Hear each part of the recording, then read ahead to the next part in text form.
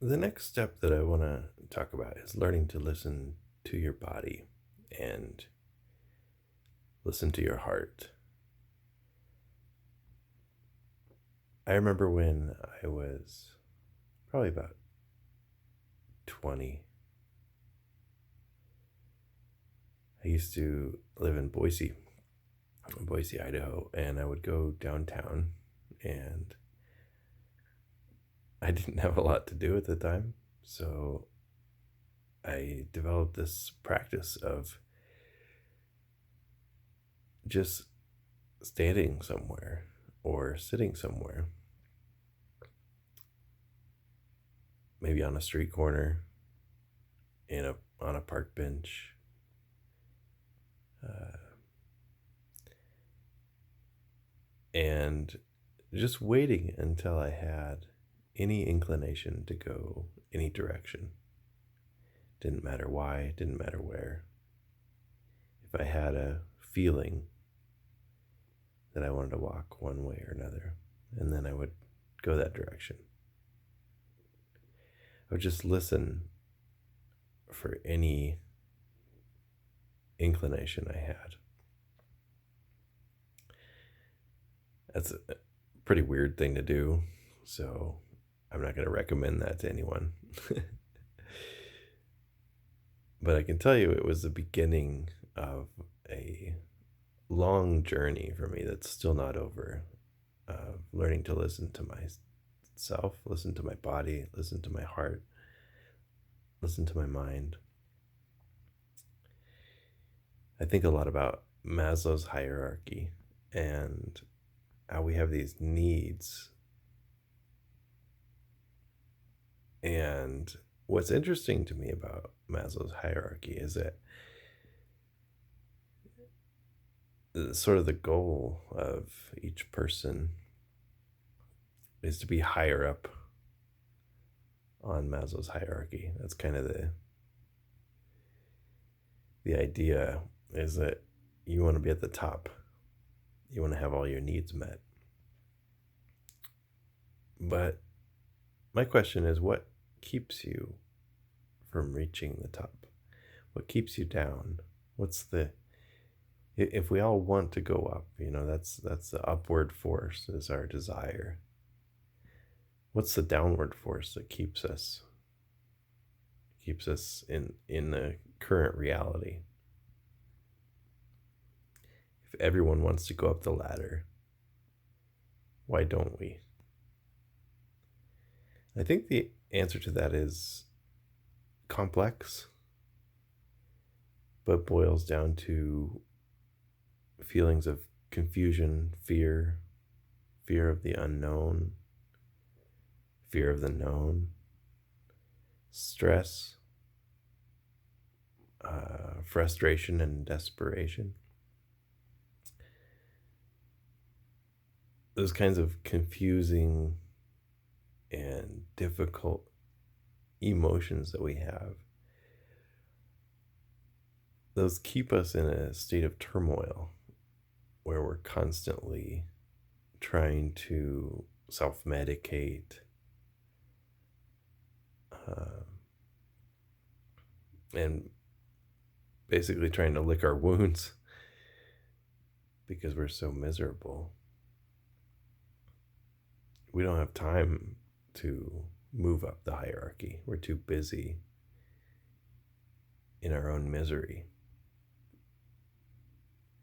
And I think if you can learn to listen to yourself, listen to your body, listen to your heart, listen to your desires, you can start to overcome that downward force. So, a practice that I have developed that I do recommend is take some time every day to just be. Turn off your phone, or at least silence it, um, and just sit somewhere quiet, and just be. it will blow your mind the kinds of realizations and clarity of mind you get by just sitting and being with no agenda. Don't try to do anything. Just be. I mean, you could certainly do that in nature, go to the top of a hill and watch the sun rise. That's the extent to which I would try to do anything in that time. I wouldn't go further than watching the sunrise or watching people walk by. The purpose of that time is to just be and just let all of those downward forces, the frustration and fear and insecurity and, those negative feelings, let those rest, let them dissipate a little bit.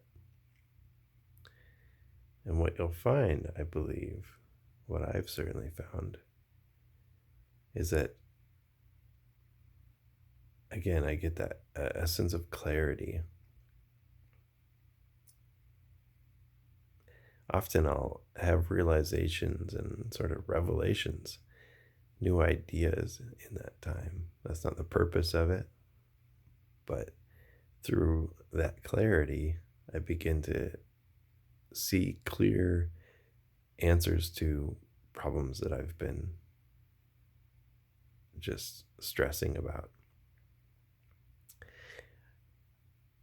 Our brains are pattern making machines. And so when we get into a pattern of life, our brains are built to keep us there, keep us thinking the same thoughts, doing the same things. And when we take a break from that, it gives our mind a space from that pattern.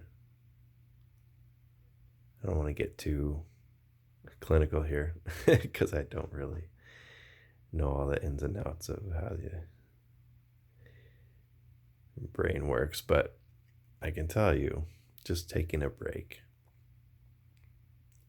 will change your life. I have developed another practice, which I call stethoscope meditation.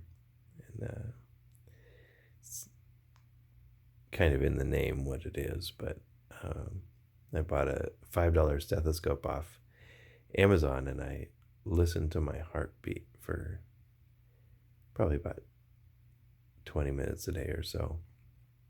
In the morning and at night, I try to spend some time just listening to my heartbeat. And I started that as an extension of this practice of listening to myself, learning to listen to my body and my